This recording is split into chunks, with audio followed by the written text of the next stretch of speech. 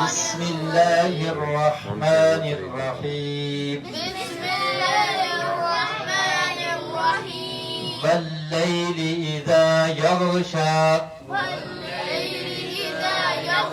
والنهار إذا تجلى وما خلق الذكر والأنثى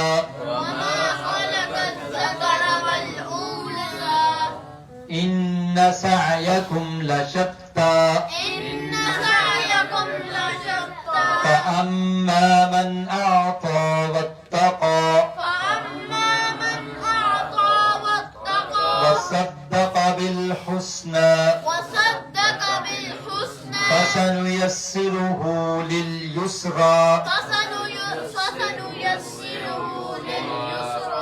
جی اتنے کا ترجمہ دیکھ لیں پہلے. سورۃ اللیل، یہ سورت کا نام کیا ہے؟ سورۃ اللیل. اور یہ مکی ہے، یہ مدنی؟ مکی سورت ہے. سورۃ اللیل مکیہ. اس کی آیات کتنی ہیں؟ 22. 21 ہے.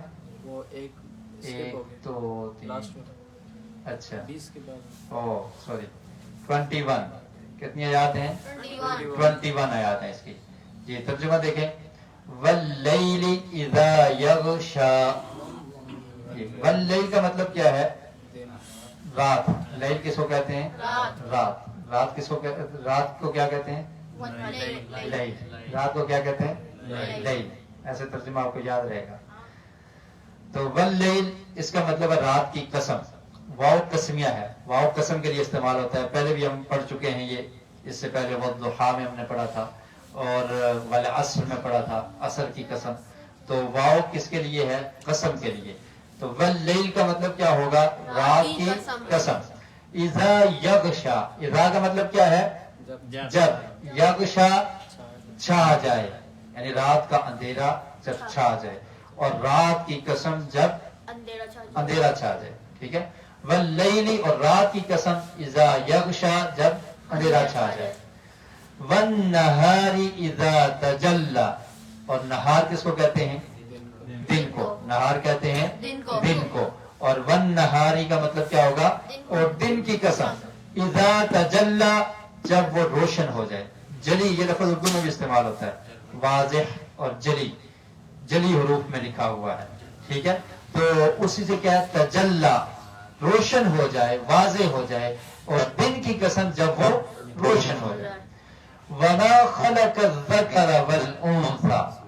وما کا مطلب ہے اور جو، خلق اس نے پیدا کیا، الذکر مذکر کو، والانثى اور مؤنث کو. ٹھیک ہے. یہ لفظ اردو میں بھی استعمال ہوتے ہیں، مذکر اور مؤنث، نر اور مادہ. نر اور مادہ کو بنانے والا کون ہے؟ اللہ تعالیٰ. تو اس ذات کی قسم جس نے نر اور مادہ کو پیدا کیا. خالق کا مطلب کیا ہے؟ پیدا کیا. اس ذات کی قسم جس نے نر اور مادہ کو پیدا کیا. اور دوسرا مطلب اس کا یہ ہے کہ نر اور مادہ کی قسم، یعنی جو بھی اس نے پیدا کیا ہے زمین میں جتنے نر اور مادہ ہیں، تو ان کی قسم، اللہ تعالیٰ ان کی قسم کھا رہے ہیں. تو دونوں معنی درست ہیں. یعنی اس ذات کی قسم جس نے نر اور مادہ کو پیدا کیا، اور نر اور مادہ کی تخلیق کی قسم. ان سعیکم لشتی. ان کا مطلب کیا ہے؟ بے شک. سعیکم، سعی کہتے ہیں کوشش کرنا. ٹھیک ہے. سعیکم کا مطلب کیا ہوگا؟ تمہاری کوشش. جیسے ہم کہتے ہیں السلام علیکم، تم پر سلامتی ہو، جمع کے لیے استعمال ہوتا ہے. تو سعیکم تمہاری کوشش، بے شک تمہاری کوشش، لشتی البتہ مختلف ہے. شتا کا مطلب کیا ہے؟ مختلف ہے. یعنی جتنے بھی انسان ہیں ہر ایک کی کوشش مختلف ہے. کسی کی محنت جدوجہد کس کے لیے، کسی کی جدوجہد کس کے لیے، سب کیا ہے؟ ڈفرینٹ ہے، مختلف ہے. تو اللہ رب العالمین نے 3 قسمیں کھائی اور اس کے بعد کیا فرمایا کہ بے شک تمہاری کوشش مختلف ہے. رات کی قسم جب چھا جائے، دن کی قسم جب وہ روشن ہو، اور اس ذات کی قسم جس نے نر اور مادہ کو پیدا کیا. ان سعیکم لشتی، بے شک تمہاری کوشش، تمہاری جدوجہد البتہ وہ مختلف ہے. فَأَمَّا مَنْ أَعْطَى وَاتَّقَى. اب اس کوشش کا ذکر ہو رہا ہے کہ مختلف کیسے ہے. کچھ لوگ نیک کام کے لیے کوشش کرتے ہیں, کچھ لوگ برے کاموں کے لیے کوشش کرتے ہیں, کچھ حلال رزق کمانے کے لیے کوشش کرتے ہیں, اور کچھ اس کی تمیز نہیں کرتے, حرام کے لیے بھی کوشش کر لیتے ہیں. تو کوشش کیا ہے؟ مختلف ہے. کچھ انسان نیکی کے لیے کوشش میں لگا رہتا ہے اور کوئی برائی کی کوشش میں لگا رہتا ہے. کوئی مسجد کی طرف آنے کی کوشش کرتا ہے اور کوئی کلب کی طرف جانے کی کوشش کرتا ہے. تو مختلف ہے یا نہیں؟ کوئی نیکی کی کوشش, کوئی بدی کی کوشش, کوئی فرما برداری کی کوشش کرتا ہے اور کوئی نافرمانی کی کوشش کرتا ہے. کوئی اطاعت اور پیروی کرنا چاہتا ہے اور کوئی نافرمانی کرنا چاہتا ہے, اپنی منمانی کرنا چاہتا ہے. کوئی شیطان کی پیروی کرتا ہے اور کوئی رحمان کی پیروی کرتا ہے. کوئی ایسا شخص ہے جو قرآن اور سنت کو مانتا ہے, اس کو تسلیم کرتا ہے, اس کو سمجھنے کی کوشش کرتا ہے اور اس کے مطابق عمل کرتا ہے.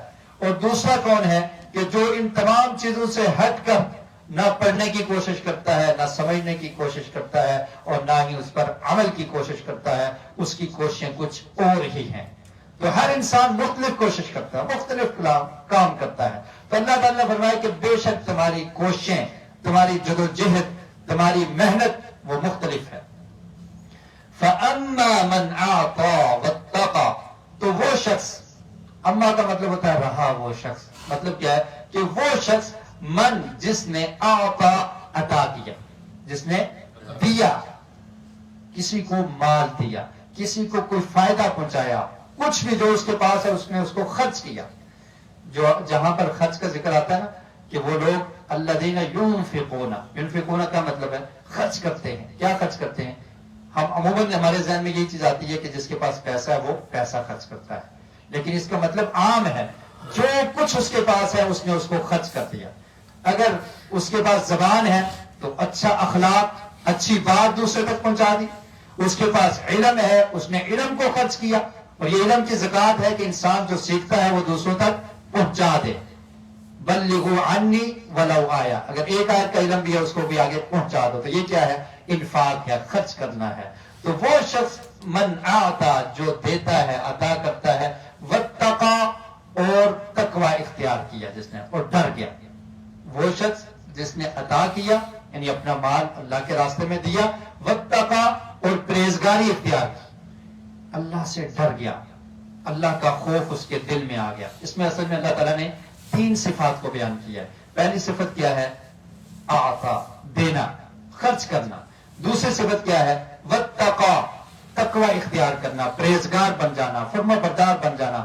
تقوی کا مطلب, یہ تقوی جو لفظ ہے نا بہت جامع معنی ہے, یعنی ہر وہ کام کرنا جس کا اللہ نے حکم دیا ہے اور اللہ کی نافرمانی سے بچ جانا, یہ کیا ہے؟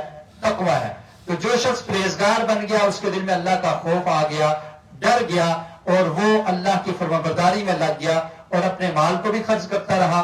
یہ 2 صفات ہوگی. تیسری کیا ہے؟ وَصَدَّقَ بِالْحُسْنَى, اور اس نے تصدیق کی. اس کو صدقہ نہیں پڑھنا. صدقہ مطلب کیا ہوتا ہے؟ سچ بولا, اس نے سچ بولا. اور جب کہیں گے صدقہ, اس کا مطلب کیا ہوگا؟ تصدیق کی. ٹھیک ہے, تو ان دونوں میں فرق ہے. اس نے تصدیق کی, تسلیم کیا اس نے, بالحسنى, اچھائی کو, اچھائی کی بات کو کی اس نے تصدیق کی. جس نے اپنا مال دیا, پرہیزگار بن گیا اور اچھائی کی بات کی تصدیق کی. اچھائی کی بات کون سی ہے؟ اللہ رب العالمین کتنے ہیں؟ اللہ ایک ہے, اس کا کوئی شریک نہیں, اور یہ کائنات کی سب سے بڑی اچھی بات ہے. اس نے اس کی تصدیق کر لی, مان لیا, مومن بن گیا. اور اللہ رب العالمین نے جو وحی اتاری, جو ہدایت اتاری, اس کو تسلیم کر لیا, اس کو مان لیا, اور اس کے مطابق اس نے زندگی بسر کی. تو یہ مطلب ہے کہ وَصَدَّقَ بِالْحُسْنَى, کہ اس نے اچھائی کی تصدیق کی. اور قرآن مجید میں حسنہ اصل میں مؤنث کا صیغہ ہے, اور اس کا مذکر کیا آتا ہے؟ احسن. احسن کا لفظ بھی قرآن مجید میں استعمال ہوا ہے. سورہ فصلت, اس کی آیت نمبر 33 اللہ رب العالمین نے ارشاد فرمایا وَمَنْ أَحْسَنُ قَوْلًا مِّمَّنْ دَعَا إِلَى اللَّهِ وَعَمِلَ صَالِحًا, کہ اس سے زیادہ اچھا بات کرنے والا کون ہے؟ کون ہے بہت اچھی بات کرنے والا؟ تو اس سے آپ کو پتا چلے گا کہ اچھی بات کون سی ہے جس کی وہ انسان تصدیق کرتا ہے. من احسن قولا, کون ہے بات میں سب سے بہترین, سب سے اچھا؟ کس شخص سے؟ ممن دعا الی اللہ، جو لوگوں کو اللہ کی طرف بلاتا ہے. تو اللہ کی طرف بلانا، دین کی دعوت دینا، لوگوں کو ہدایت کے راستے کی طرف چلانا، یہ سب سے اچھی بات ہے. وَمَنْ أَحْسَنُ قَوْلًا مِّمَّنْ دَعَا إِلَى اللَّهِ وَعَمِلَ صَالِحًا، اور نیک عمل اس نے کیے اور پھر کہا کہ بے شک میں مسلمان ہوں. تو یہ سب سے اچھی بات ہے کہ لوگوں کو دین کی دعوت دینا. اس نے اس دین کو قبول کیا اور قبول کرنے کے بعد صرف اسی پر اکتفا نہیں کیا بلکہ اس اچھی بات کو دوسروں تک پہنچانے کی کوشش اس نے جاری رکھی اور لوگوں کو دعوت دیتا رہا. تو اللہ تعالیٰ فرماتے ہیں کہ سب سے اچھی بات اس کی ہے. باتوں میں سب سے اچھی بات اس شخص کی بات ہے جو لوگوں کو دین کی طرف دعوت دیتا ہے. اور یہ ایک ایسا عظیم عمل ہے کہ جس پہ انسان کو بغیر کچھ کیے بھی اجر ملتا رہتا ہے. کبھی آپ نے سوچا؟ بغیر کچھ کیے اس کو ثواب ملتا رہتا ہے. نبی اکرم صلی اللہ علیہ وسلم کا فرمان ہے کہ جو شخص کسی کو دعوت دیتا ہے، ہدایت کی طرف بلاتا ہے، من دعا الی ھدی کان لہ اجر، اس کے لیے اجر ہوتا ہے اس ہدایت کے راستے کو اختیار کرنے والے کی طرح. آپ نے کسی کو دعوت دی تو اس نے اس دعوت کو قبول کر لیا. اب دعوت قبول کر کے وہ کیا کرتا ہے؟ نماز پڑھتا ہے. دعوت قبول کر کے وہ اللہ کے راستے میں مال خرچ کرتا ہے. یا غیر مسلم ہے، اس نے اسلام کو قبول کر لیا. اب جب تک وہ نیکیاں کرتا رہے گا تو آپ کو اجر ملتا رہے گا. نیکیاں کون کر رہا ہے؟ جس کو آپ نے بلایا ہے. نیکیاں وہ کر رہا ہے، اجر آپ کو مل رہا ہے. تو یہ فرمایا وَمَنْ أَحْسَنُ قَوْلًا مِّمَّنْ دَعَا إِلَى اللَّهِ، کہ اس سے اچھی بات کس کی ہو سکتی ہے جو لوگوں کو اللہ کی طرف بلائے، وَعَمِلَ صَالِحًا، اور پھر خود بھی عمل کرتا رہے. تو انسان کے اپنے عمل کا ثواب بھی ملتا ہے اس کو، اور جس کو اس نے لگا دیا ہے اس کا ثواب بھی اس کو ملتا رہے گا. اور یہ بہت بڑا کسی پر احسان ہوتا ہے کہ کسی کو کچھ سکھا دینا. ٹیچر، استاد، اس کا مقام اسی لیے ہے. اور اللہ رب العالمین نے نبی اکرم صلی اللہ علیہ وسلم کو معلم بنا کر بھیجا. اور جب تک یہ لوگ دین پر عمل کر رہے ہیں تو ثواب کس کو مل رہا ہے؟ نبی اکرم صلی اللہ علیہ وسلم کو. اس لیے کائنات کے جتنے بھی لوگ ہیں، کوئی بھی نبی اکرم صلی اللہ علیہ وسلم کے مقام تک نہیں پہنچ سکتا. اور پھر نبی اکرم صلی اللہ علیہ وسلم کے جو صحابہ تھے جن نے آقا علیہ الصلوۃ والسلام سے سیکھا اور پھر انہوں نے آگے سکھا دیا لوگوں کو، اور ان کی وجہ سے رہتی دنیا تک یہ دین چلتا رہے گا، تو اس کا ثواب کن کو ملتا رہے گا؟ صحابہ اکرام کو ملتا رہے گا. تو انبیاء کے بعد سب سے بڑا مقام کس کا ہے؟ صحابہ اکرام کا. ان کے اجر کو کوئی اور امتی نہیں پہنچ سکتا، ان کے مقام کو نہیں پہنچ سکتا. ایک تو ہماری اپنی نیکیاں ہیں، ان کا ثواب بھی ان کو مل رہا ہے.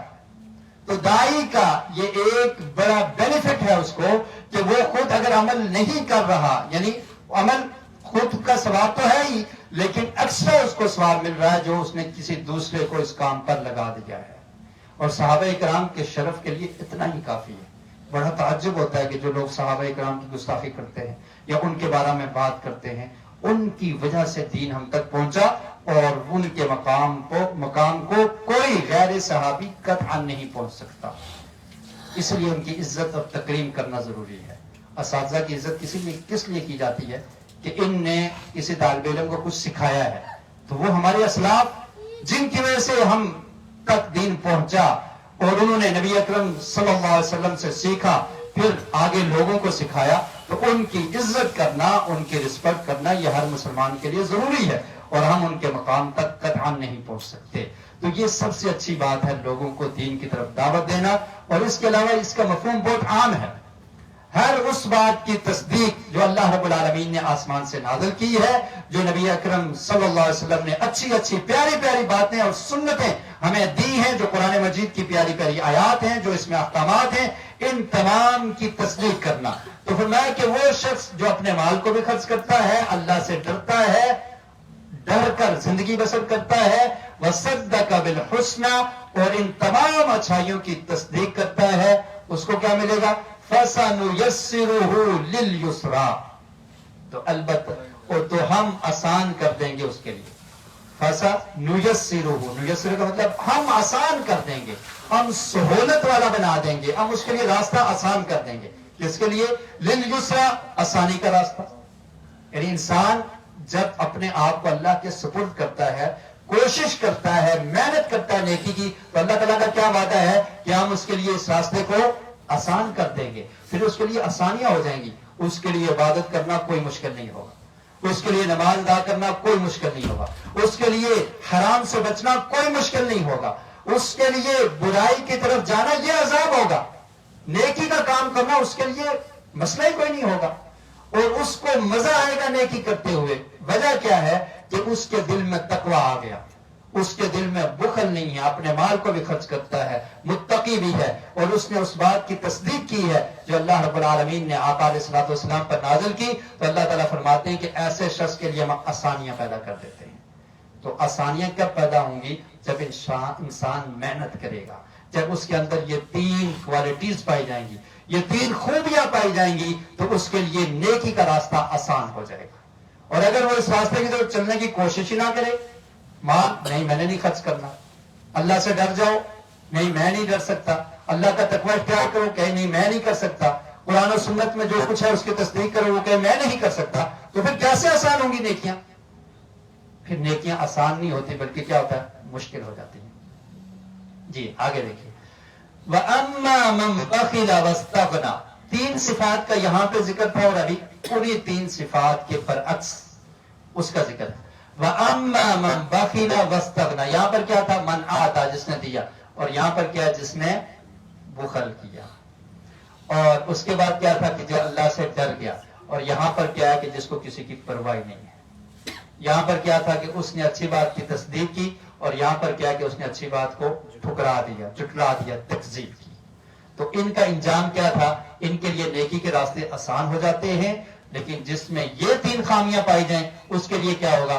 فَسَنُيَسِّرُهُ لِلْعُسْرَى، اللہ تعالیٰ کہتے ہیں اس کے لیے ہم بدی کے راستے آسان کر دیتے ہیں۔ مشکل کام گناہ کرنا اس کے لیے آسان ہو جاتا ہے، اور نیکی کرنا بڑا پہاڑ بن جائے گا، بہت مشکل ہو جائے گا اس کے لیے۔ وجہ کیا ہے؟ اس میں 3 خامیاں پائی جاتی ہیں۔ ان خامیوں کو دیکھیے اور ان سے بچنے کی کوشش کیجیے۔ پہلی خامی کیا ہے؟ وَأَمَّا، اور وہ شخص، مَن بَخِلَ، جس نے بخل کیا۔ آج جمعے میں بھی ہم نے وہ حدیث پڑھی تھی، اللہم انی اعوذ بک من البخل، یہاں پر بھی یہ دعا لکھی ہوئی ہے۔ فرض نماز کے بعد یہ دعا اللہ کے رسول پڑھا کرتے تھے کہ اللہ تعالیٰ میں بخل سے پناہ چاہتا ہوں۔ اس سے یہ پتہ چلتا ہے کہ بخل کوئی اچھی چیز نہیں ہے۔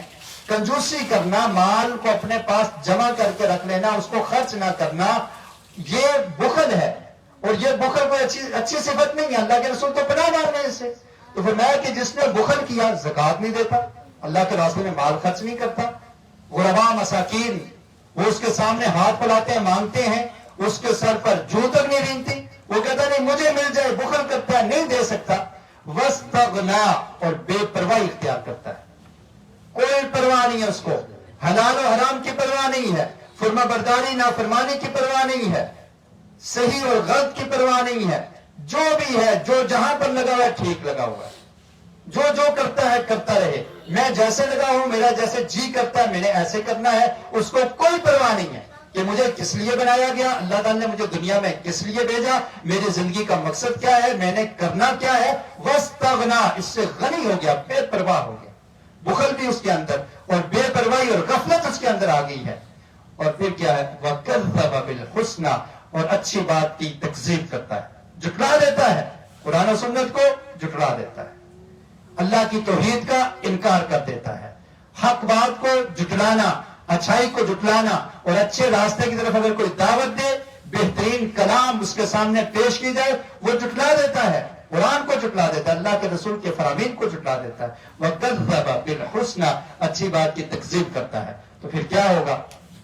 فَسَنُيَسِّرُهُ لِلْعُسْرَى، تو اللہ تعالیٰ فرماتے ہیں کہ جس طرف وہ جاتا ہے پھر ہم اس کو ایسے ہی پھیر دیتے ہیں، پھر ہم اس کے لیے آسان کر دیتے ہیں، لِلْعُسْرَى، مشکل کے لیے، یعنی پھر دین پر چلنا اس کے لیے مشکل ہو جائے گا، اور بدی کرنا، برے کام کرنا اس کے لیے آسان ہو جائے گا، کوئی مشکل نہیں۔ بدکاری کرتا ہے، کوئی پرواہ نہیں ہے، کہے گا سب لوگ کرتے ہیں، میں بھی کرتا ہوں۔ اللہ کی نافرمانی کرتا ہے، کوئی ڈر نہیں، کوئی خوف نہیں، کھلے عام گناہ کرتا ہے، کوئی پرواہ نہیں، ظلم کرتا ہے، کوئی پرواہ نہیں۔ تو یہ 3 خامیاں آ گئی۔ پہلی خامی کیا ہے؟ بخل۔ دوسری خامی کیا ہے؟ غفلت، بے پرواہی۔ اور تیسری خامی یہ ہے کہ حق کو جھٹلا دینا۔ حق کو جھٹلانا یہ تکبر ہوتا ہے، اور تکبر کو اللہ تعالیٰ پسند نہیں کرتے۔ تو اگر وہ اچھی بات کو بھی جھٹلاتا ہے تو پھر اس کے لیے نیکی کے کام کرنے مشکل ہو جاتے ہیں، اور جس طرف وہ جانا چاہتا ہے اللہ تعالیٰ اس کو ایسے ہی اسی طرف پھیر دیتے ہیں ان کی بدعمالیوں کی وجہ سے۔ اللہ ظالم نہیں ہے، لیکن جو کوشش نہیں کرتا، راستے کی طرف آنا نہیں چاہتا، تو پھر اس کو جس طرح وہ پھرتا ہے اللہ تعالیٰ اس کو ایسے ہی پھیر دیتے ہیں۔ وَمَا يُغْنِي عَنْهُ مَالُهُ إِذَا تَرَدَّى۔ اب جس نے بخل کیا، مال کو جمع کیا، کس لیے مال کو جمع کیا ہے؟ تاکہ مجھے فائدہ ہو۔ مال کس لیے کوئی جمع کرتا ہے؟ تاکہ فائدہ ہو، کل میرے پاس مال زیادہ ہوگا تو میں بڑے آرام سے رہوں گا، نوکر چاہ کر رکھ لوں گا، مجھے کام کرنے کی ضرورت نہیں ہوگی۔ تو مال زیادہ ہوگا تو مجھے سہولت زیادہ ہوگی، آسانیاں ہوں گی، اور یہ مال مجھے مصیبتوں سے بچا دے گا۔ اگر کہیں کوئی پریشانی آئی، کوئی کیس ہو گیا، میں اپنا مال دے دوں گا۔ اگر کوئی کام میں نہ کر سکا تو میں کیا کروں گا؟ مال دے کے کام کروا لوں گا، تو یہ مال دنیا میں مجھے بچا لے گا۔ لیکن اللہ تعالیٰ کیا فرماتے ہیں کہ آخرت میں یہ مال نہیں بچانے والا، جس کو بخل کر کے جمع کیا ہے آخرت میں نہیں بچانے والا۔ وما یغنی، اور نہیں کفایت کرے گا، نہیں بچائے گا، عنہ، اس سے، مالہ، اس کا مال جس کو اس نے جمع کیا ہے، یہ اس کو کافی نہیں ہوگا، اس کو بچا نہیں سکے گا۔ اذا تردى، جب وہ گرے گا۔ کس میں گرے گا؟ جہنم کے گڑھے میں۔ جب وہ جہنم میں گرے گا تو اس کا مال اس کو کچھ نہیں فائدہ دے سکے گا، بچا نہیں سکے گا۔ اور پھر کیا فرمایا؟ ان علینا للہدی، بے شک ہمارے ذمے ہے ہدایت۔ اللہ نے فرمایا ہدایت دینی کس کے ذمہ ہے؟ اللہ کے ذمہ۔ انسان کوشش کرتا ہے، جستجو کرتا ہے، لیکن ہدایت اللہ کے اختیار میں ہے۔ اللہ تعالیٰ نے فرمایا کہ ہم ہی ہدایت دیتے ہیں، اور ایسے ہی سورہ بقرہ میں بھی ارشاد فرمایا کہ ان الہدی ہدی اللہ، کہ بے شک ہدایت، جو اصل ہدایت ہے وہ کدھر سے ہے؟ اللہ کی طرف سے۔ اللہ کی ہدایت جو اللہ نے دے دیا وہی اصل ہدایت ہے۔ اللہ رب العالمین نے آدم علیہ السلام کو جب زمین پر بھیجا تو کیا فرمایا؟ قُلْنَا اهْبِطُوا مِنْهَا جَمِيعًا فَإِمَّا يَأْتِيَنَّكُم مِّنِّي هُدًى فَإِمَّا يَأْتِيَنَّكُم مِّنِّي هُدًى فَمَن تَبِعَ هُدَايَ۔ فرمایا کہ تم چلے جاؤ زمین پر، اور زمین پر کیا ہوگا؟ میری طرف سے ہدایت آئے گی۔ تو اس سے کیا پتا چلا کہ ہدایت کہاں سے آتی ہے؟ اللہ کی طرف سے، اور اصل ہدایت وہی ہے۔ ان الہدی ہدی اللہ، اللہ کی ہدایت وہی ہدایت ہے۔ اگر کسی انسان نے اس کے علاوہ کسی اور راستے کو ہدایت سمجھ لیا تو وہ خطا پر ہے، وہ غلطی پر ہے۔ ہدایت صرف وہی ہے جو اللہ کی طرف سے آسمان سے اتری ہے، اور آسمان سے کون سی کتاب اتری ہے؟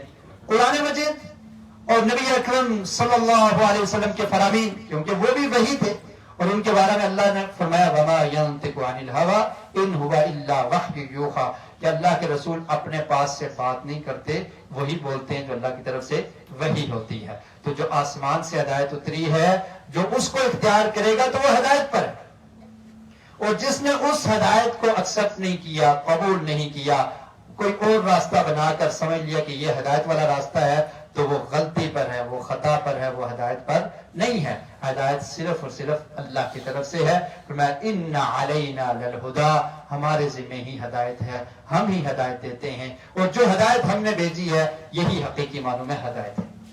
وَإِنَّ لَنَا لَلْآخِرَةَ وَالْأُولَى، اور بے شک ہمارے لیے ہے للآخرۃ، آخرت، والأولی، اور دنیا، یعنی بعد والی زندگی اور پہلی زندگی، یہ بھی اس کے مالک بھی اللہ نے کیا فرمایا کہ ہم ہی ہیں۔ اللہ تعالیٰ ہی مالک ہے، ہدایت دینے والا بھی وہی ہے، اور آخرت میں کامیابی جس کو ملے گی اللہ کے حکم سے ملے گی، اور دنیا جس کے پیچھے تم لگ کر تم نے بخل کیا، بے پرواہی اختیار کی، ہدایت کی تکذیب کر دی، جھٹلا دی، اس کا مالک بھی اللہ ہے۔ تو کامیابی تبھی ہے کہ جب انسان ہدایت کو اختیار کرے، دنیا کی کامیابی بھی تبھی ملے گی، اور آخرت میں بھی وہ تبھی کامیاب ہو سکے گا۔ فَأَنذَرْتُكُمْ نَارًا تَلَظَّىٰ، اور پھر کیا فرمایا؟ فَأَنذَرْتُكُمْ، تو میں نے ڈرایا ہے تم کو۔ فَأَنذَرْتُكُمْ، تو میں ڈراتا ہوں تمہیں۔ کون کہہ رہا ہے؟ اللہ تعالیٰ۔ ذرا الفاظ پہ غور کیجیے، فَأَنذَرْتُكُمْ، میں تمہیں ڈراتا ہوں۔ اللہ تعالیٰ ڈرا رہا ہے، ڈر جاؤ، کس چیز سے؟ آگ سے۔ نارن تلظیٰ، آگ سے جو شعلے مارنے والی ہے، جو بھڑکنے والی ہے۔ فَأَنذَرْتُكُمْ، تو میں نے تمہیں ڈرا دیا ہے۔ اب تمہاری مرضی ہے، ہدایت واضح ہے، رسل آ گئے، ہدایت تمہارے پاس آ گئی، تمہیں بتا دیا کامیاب کون ہے، جو تقوی اختیار کرنے والے ہیں، مال کو خرچ کرنے والے ہیں، حق اور ہدایت کی تصدیق کرنے والے ہیں، ان کے لیے ہدایت کا راستہ آسان ہو جائے گا۔ اب تمہاری مرضی ہے، تم آسان راستے کو اختیار کرتے ہو یا مشکل راستے پر چلتے ہو۔ اگر تم مشکل راستے پر چلو گے تو تمہارا ہی نقصان ہے۔ نقصان کیا ہے کہ تم اپنے آپ کو آگ میں ڈال رہے ہو، اپنے آپ کو جہنم کا ایندھن بنا رہے ہو۔ اور اللہ کے رسول صلی اللہ علیہ وسلم نے فرمایا تھا کہ میں تمہیں تمہاری پشتوں کے پیچھے سے پکڑ کر کھینچتا ہوں۔ میری یہ مثال ہے کہ میں تمہارے پشتوں کے پیچھے پکڑ کے کھینچتا ہوں اور تم آگے کی طرف، آگ کی طرف زور لگا رہے ہو۔ میں جیسے وہ آگ پر آنے والے وہ پرندے، جو چھوٹے چھوٹے پرندے ہوتے ہیں چراغ کی روشنی پر جو آ جاتے ہیں، جیسے ان کو پتہ نہیں ہوتا وہ آگ میں کود جاتے ہیں تو ان کو روکنے والا روکنے کی کوشش کرتا ہے لیکن وہ رکتے نہیں ہیں۔ میں ایسے ہی میں تمہیں جہنم کی آگ سے روکتا ہوں لیکن تم رکنے کی کوشش نہیں کرتے۔ فَأَنذَرْتُكُمْ، تو اللہ تعالیٰ نے فرمایا کہ میں نے تمہیں ڈرا دیا ہے، بتا دیا ہے۔ یہ نہیں کہنا کہ ہمارے پاس پیغام نہیں پہنچا تھا، ہمیں کوئی بتانے والا نہیں تھا، اللہ نے بتا دیا قرآن مجید میں بھی، اور نبی اکرم صلی اللہ علیہ وسلم کو بھیج کر مزید لوگوں کو آگاہ کر دیا۔ نارن، اس آگ سے، تلظا، جو شعلے مارنے والی، جو بھڑکنے والی ہے۔ لا یصلاھا الا الاشقا، لا یصلا کا مطلب ہے نہیں داخل ہوگا، ہاں اس میں نہیں داخل ہوگا اس میں، الا الاشقا، مگر بہت بڑا بدبخت، جو بدبخت ہے وہی اس میں جائے گا۔ جہنم کی آگ کس کے لیے ہے؟ جو بہت بڑا بدبخت ہے اس کے لیے، یعنی جو لوگ ہدایت نہیں حاصل کرتے تو وہ اصل میں بدبخت ہیں، تو وہی اس میں داخل ہوں گے۔ اور اس سے مراد کافر لوگ ہیں۔ بعض مفسرین نے یہ کہا ہے کہ اشقا، بہت زیادہ بدبخت کون ہیں؟ جو کافر ہیں، اور وہ ہمیشہ جہنم میں رہیں گے۔ لیکن اس کا یہ مطلب نہیں ہے کہ جو مومن ہے تو وہ جہنم میں نہیں جائے گا، وہ بھی جائے گا لیکن وہ ہمیشہ جہنم میں نہیں رہے گا۔ اپنے گناہوں کی سزا پانے کے بعد آخر کار وہ توحید کی وجہ سے، ایمان کی وجہ سے جنت میں داخل ہو جائے گا۔ لیکن جو ہمیشہ جہنم میں رہیں گے وہ پکے کافر ہیں، مشرک ہیں، ان کے لیے جہنم اللہ نے تیار کی ہے۔ تو فرمایا کہ میں نے تمہیں شعلے مارنے والی آگ، بھڑکتی ہوئی آگ سے ڈرا دیا ہے۔ لا یصلاھا الا الاشقا، نہیں داخل ہوگا اس میں مگر بدبخت۔ وہ کون ہے؟ الذی کذب وتولی، جس نے تکذیب کی، جھٹلا دیا، وہ بدبخت ہے جس نے ہدایت کو جھٹلا دیا، اس کی تصدیق نہیں کی، وتولی، اور منہ پھیر لیا، پرواہ نہیں ہے، ہدایت کو قبول ہی نہیں کرتا، انکار کر دیتا ہے، جھٹلا دیتا ہے، تصدیق نہیں کرتا۔ تو فرمایا وہ بڑا بدبخت انسان ہے۔ الذی کذب، جس نے جھٹلا دیا، وتولی، اور منہ کو پھیر لیا۔ اور اس کے بعد فرمایا کہ کچھ لوگوں کو ہم بچا لیں گے جہنم سے۔ بچنے والے کون ہیں؟ یہی تین صفات جن میں پائی جائیں گی، لیکن دوبارہ سے ریپیٹ کر دیا، وَسَيُجَنَّبُهَا الْأَتْقَى، اور بچا لیا جائے گا، ان قریب یجنبها، بچایا جائے گا، ہاں اس جہنم کی آگ سے، الاتقا، بہت زیادہ ڈرنے والے کو۔ جو متقی ہے، جو پرہیزگار ہے، جو اللہ سے ڈرتا ہے، اس کو اللہ تعالیٰ کیا کریں گے؟ بچا لیں گے۔ تو اس سے یہ پتہ چلتا ہے کہ تقوی ایک اہم چیز ہے، جو متقی ہوگا وہ بچ جائے گا۔ اور تقوی کا یہ مطلب ہے کہ اللہ کا خوف اور ڈر۔ جس انسان کے دل میں اللہ کا خوف اور ڈر ہوگا وہ برائی کی طرف نہیں جائے گا، اس کے لیے برائی کرنا مشکل ہوگا۔ اور جس انسان کے دل میں تقوی نہیں ہے تو اس کے لیے برائی کرنا آسان ہو جائے گا۔ تو فرمایا کہ جو تقوی والا ہے اس کو ہم بچا لیں گے۔ اللہم آتی نفسی تقواہا، یہ دعا ہم نے پڑھی تھی نا کہ اللہ تعالیٰ تم میری نفس کو کیا عطا کر دے؟ تقوی عطا کر دے، کیونکہ تقوی والا شخص جہنم سے بچ جائے گا۔ وَزَكِّهَا أَنْتَ خَيْرٌ مَنْ زَكَّاهَا، اور اس کو پاک کر دے میری جان کو، تو ہی پاک کرنے والا ہے۔ تو فرمایا کہ ایسے لوگوں کو بچا لیا جائے گا۔ اور ان کی صفات کیا ہے؟ الَّذِي يُؤْتِي مَالَهُ يَتَزَكَّى، وہ شخص بخل نہیں کرتا، یہاں پر آیا تھا نا کہ بخل کرنے والا، لیکن جو متقی ہے، جس کے اندر پرہیزگاری آ گئی، الذی یؤتی مالہ، وہ جانتا ہے کہ میری جان بھی اللہ کے لیے ہے، تو مال اللہ نے دیا تو اس کو جمع کر کے میں نے کیا کرنا ہے؟ کیا خیال ہے؟ جب انسان کی جان اپنی نہیں ہے تو مال اس کا کہاں سے آ گیا؟ جس کے لیے مال کما رہا وہی اس کی اپنی نہیں ہے، ذاتی نہیں ہے. اللہ تعالیٰ جب چاہے اس کی روح کو قبض کر لے، جان ختم، اس کے پاس کچھ نہیں رہے گا. یہ تو ایک امانت ہے. اللہ تعالیٰ نے ایک لمٹ دی ہے، ایک مہلت دی ہے. تو یہ جان جب اپنی نہیں تو جان کے لیے مال کو جمع کرنا وہ میرا کہاں ہے؟ تو فرمایا کہ الذی یؤتی مالہ، وہ دیتا ہے، عطا کرتا ہے اپنا مال، یتزکا، تاکہ وہ پاک ہو جائے. اسے پتہ ہے کہ مال دوں گا تو میں جہنم سے پاک ہوں گا، مال دوں گا تو میں گناہوں سے پاک ہو جاؤں گا، مال ادا کروں گا. زکوٰۃ کا مطلب یہ ہے پاکی، یتزکا، کہ پاک ہونے کے لیے. اس کو پتہ ہے کہ اگر مال کو پاک کرنا ہے تو اللہ کے راستے میں دینا پڑے گا، ورنہ یہ مال پاک نہیں ہو سکے گا. زکوٰۃ نہیں دی اور مال جہاں سے آیا اس کو اکٹھا کر لیا، کوئی پرواہ نہیں، حلال و حرام کی تمیز نہیں. تو فرمایا یہ نہیں ہے. جو متقی انسان ہے وہ مال کو بھی پاک کرنے کی کوشش کرتا ہے اور اپنے آپ کو بھی پاک کرنے کی کوشش کرتا ہے. متقی بھی ہے اور بخل نہیں کرتا، اپنے مال کو خرچ کرتا ہے. یؤتی مالہ، دیتا ہے اپنا مال، یتزکا، تاکہ وہ پاک ہو جائے. وَمَا لِأَحَدٍ عِندَهُ مِن نِعْمَةٍ تُجْزَىٰ.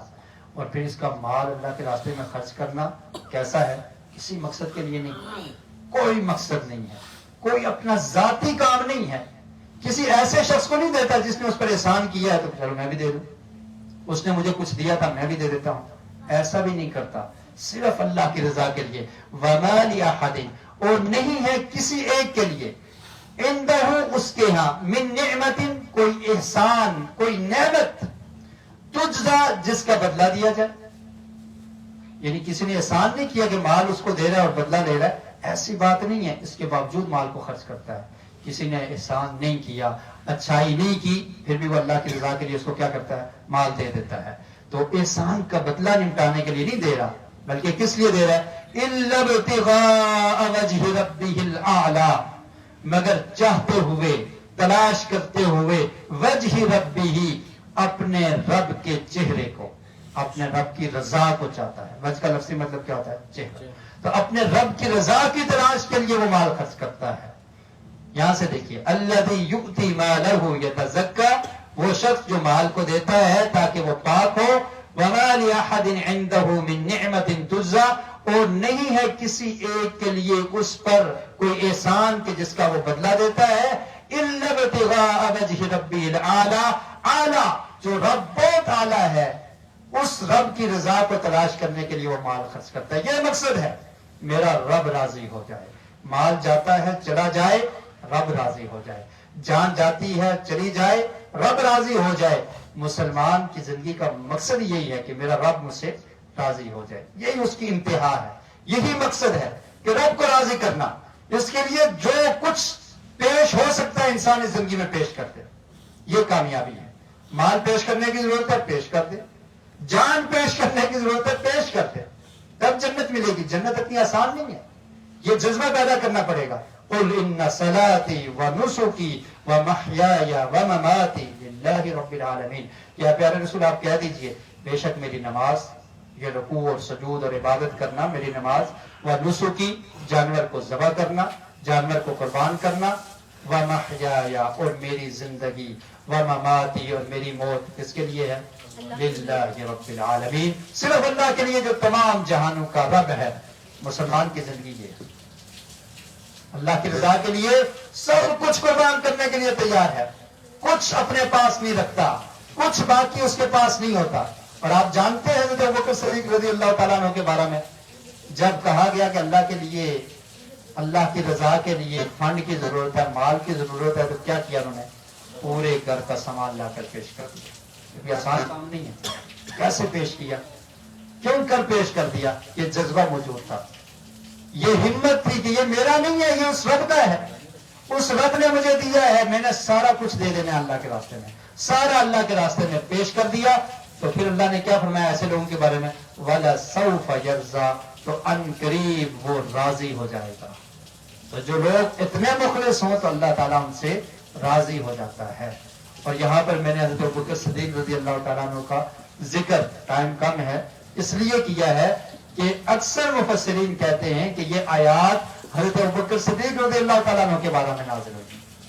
کہ ان کے اندر یہ صفات پائی جاتی تھی.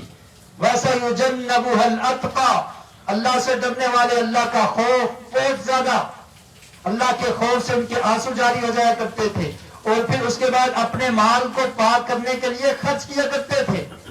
اللہ کے رسول پہ خرچ کیا، دین کے کاموں میں خرچ کیا. غلام اور جو لوگ غلامی کی زندگی بسر کر رہے تھے ان کو آزاد کرنے کے لیے اپنا مال پیش کر دیا کرتے تھے کہ ان کو آزاد کر دیا جائے.